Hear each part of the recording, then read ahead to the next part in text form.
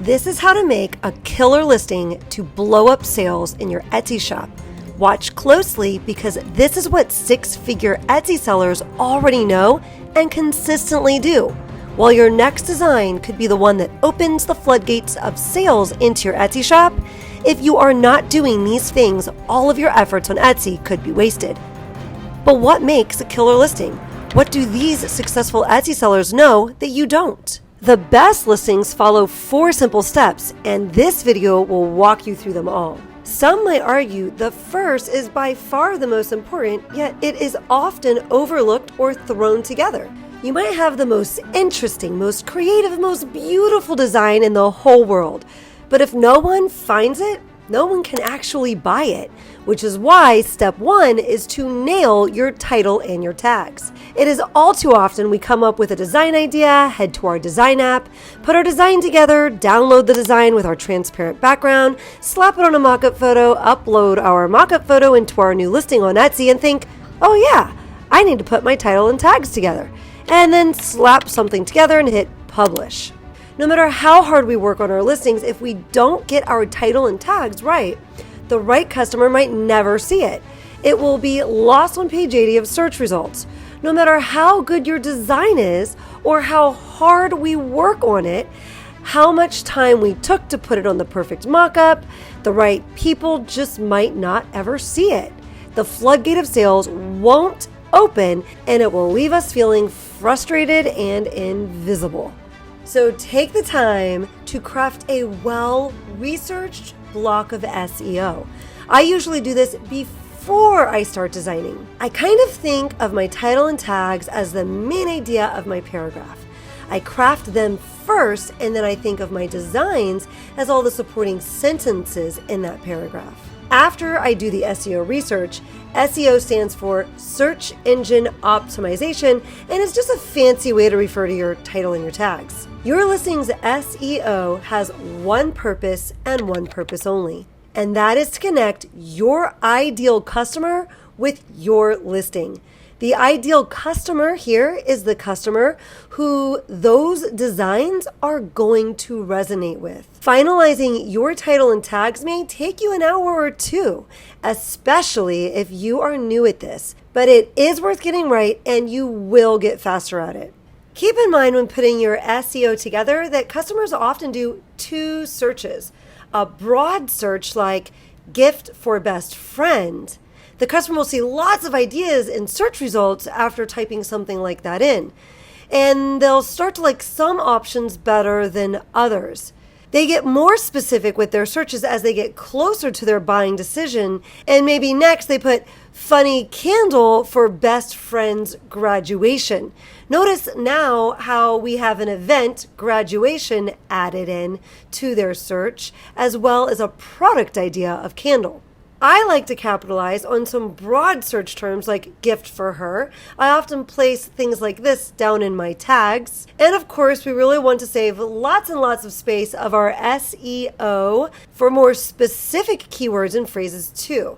You want the phrases you use to be a really good match for your product and your design and super duper relevant to what you are actually selling. The first few words of your actual title are the most impactful, and I personally don't like to put something broad here. I like to go really specific. Like in this example, best friend gift custom photo collage. You will want to do research so you know you are using search terms in your title and in your tags that customers are actually typing into the Etsy search bar. I like to use a plugin called Everbee to do my SEO research. I will leave a link to them down below. They do have a free version that you could start with to see if you like it. Using Everbee allows me to find the best performing listings quickly so I can study them, gives me information about those listings so I can determine how successful they are. That way I know which listings I really want to pay attention to as I'm studying which keywords to put in my own listing. And I can also see what tags are being used and get an idea of search volume for each of those tags, all using Everbee. Search volume just means how many people are coming into Etsy each month on average in typing that specific key phrase into the search bar. Our block of SEO is worth getting right because if the right customers can't find us in search results, they can't buy our products. Once you have a block of SEO that you are 90% confident will connect the right customer with your designs, it is time to move on to one of the most crucial parts of your listing. No, scratch that. In my opinion, it isn't one of the most crucial parts. It is the most crucial part. And I do have some proof to support that big claim that I just made, and we'll loop back to that in just a minute. This most crucial piece is the design itself. After thousands of designs, I have found that my winning designs follow a two-step formula. First, the designs use elements that are already trending on Etsy. They are present in lots of bestsellers, sometimes in the niche that you're working in or just in other niches. This includes popular graphics, popular color palettes, popular fonts, and even popular design layouts. Let's look at an example. A quick search of bestseller mama shirts yields a bunch of designs that have elements like mama written large and easily read with a scroll font on top of mama. That scroll font often offers personalization for the kiddos' names. Another element present in many of these bestsellers is the established year, so the year mom became a mom. Yet another element of many of them was the distressed font present in 3 of these examples. And then take another look at the 2 with the muted color palettes. Yet another popular element. Well, the first step in our 2-step winning design formula is to identify and use popular elements that are already trending. The second step is to use them in a new and innovative way.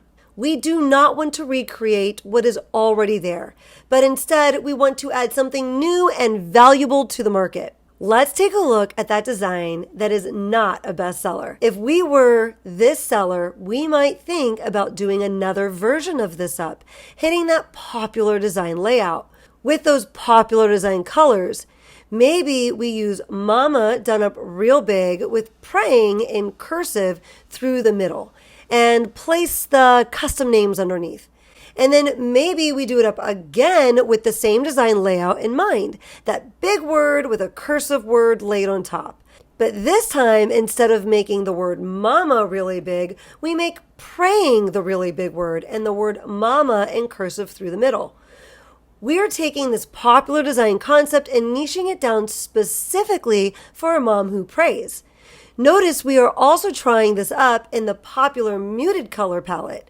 We could then do up another version playing with the element of adding the established year.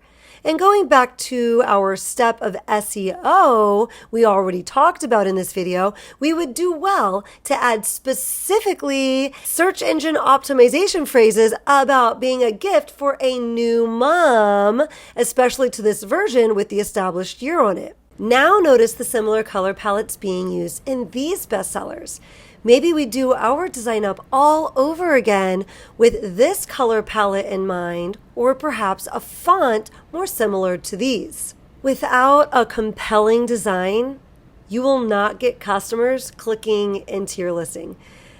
I will say that again. Without a compelling design, you will not get customers clicking into your listing. They will scroll right by you no matter how great your title and your tags are. Leaving your listing with a low quality score, you will stay stuck, buried in search results, and your Etsy shop will not blow up with sales. I mentioned I had proof that the design is the most important piece of this puzzle. I have conducted many split testing experiments in my Etsy shop where I take the same design and I list it twice. When you split test a listing, you list it twice, but each time you list it, you change only one thing, and one thing only. It might be your main mock-up photo or your block of SEO. or maybe even your pricing strategy. I've run all of those tests in my shop. I'll leave video links down below to the results I got. I found particularly intriguing results when I did regular profit pricing versus break-even pricing, where you price a product at right around your break-even price to just cover the fulfillment. You do this for just the first couple of sales in hopes of getting some quick traction on that listing, since people can pick it up for a cheap price, before raising it up to your regular profit pricing, of course, because eventually you need to make money on that listing. But what was so interesting about all my split testing tests was that the designs that were winners in both versions of the listing, in both the A version and the B version. Now, one version of that design usually had much bigger results than the other, but it was so eye-opening and so intriguing to see that both listings would get traction, and I'll show you this example here. The one on the left was released at regular profit pricing. It didn't do too shabby, while the one on the right was released at cheap break-even pricing. After around the 15th sale on that listing, I had it cranked up all the way to my regular profit pricing, but it had already rocketed on to its fast growth. The results are 7 times better than the listing that was released with regular pricing. But the design has done well in both listings. The losers were losers in both the A and B test also, getting 0 or extremely low sales like 1, 2, or 3. It is my opinion that the design is your most important step, so you want to make sure you learn how to craft designs with the best chance of being desirable by your customers. I will leave a playlist linked down below where I break how to do this down for you. I have spent so much creative energy and time just kind of thinking through it and how to best help you make the best designs possible so that you could understand how to be innovative and not just recreate what's already out there. I dumped all of that love into that playlist, so you might want to check it out. Now that you have the perfect block of SEO and a design that is based on research, you are much more likely to get your listing clicked on. We are creating a killer listing. We can think of those clicks like little hugs in the Etsy algorithm for our listing. Actually, speaking of clicks and hugs, now would be a great time to go down and boop the like button if you are finding this video helpful, and to give the subscribe button a little hug if you'd like to see me pop up in your YouTube feed from time to time. The third step in creating our killer listing that's going to blow up our Etsy shop with so many sales is to make sure our photos or our mock-ups are eye-catching. 1, your listing's first photo is the image displayed in search results, and it is vital when it comes to inspiring shoppers to click and increase your conversion rate. The first photo should clearly show the item that's for sale and be eye-catching enough that buyers want to take another look, a closer look. You can either go with a trending color that you see being used over and over again, so you know people in that niche are enjoying the designs on that color. Like these summer shirts. The first page of results had lots of black, white, and sand colored options. So I would consider putting my designs on those colors also. Or you could try to disrupt the pattern that the customer sees in search results, thereby grabbing their attention and stopping their scrolling by testing out another color you believe would work well in your niche, like these sellers did in the summer niche with purple. You will also want to use all 10 of your photo slots. That's how many you get. Well, the first photo is what shoppers see in search results and should be the one that you are most intentional with. Using all 10 photos gives buyers more information about your item and may increase your conversion rate. That's because each additional image you add gives shoppers more information about your product, how big it is, what colors are available, how it's used, or what it will look like with different outfits or in different situations. Step 4 in creating our killer listing that's going to blow up our Etsy shops with sales is going to be taking a look at our pricing strategy. Shoppers compare prices when looking at search results. So your listing price can also affect whether or not a buyer is clicking into your listing and ultimately whether they convert into a sale. Consider using some of Etsy's discounting tools. You can run sales, you can send thank you and abandoned cart coupons. You might also try that at-cost pricing strategy I mentioned earlier, or offer one item from your drop-down menu at a discounted price so that your listing shows up with a competitive customer-facing price. Etsy pulls the cheapest item to show to the customer in search results. You might also try charging separate for shipping, as this will get the price your customer sees in search results down a bit cheaper, as they won't see the shipping costs until they click into your listing and are ready to make that purchase. I know this may seem like a lot of work to put in for one little listing, and it may feel really hard. So if there is anything you should take away for how to make a killer listing so that it can grab sales in your Etsy shop is 1, craft a well-researched block of SEO.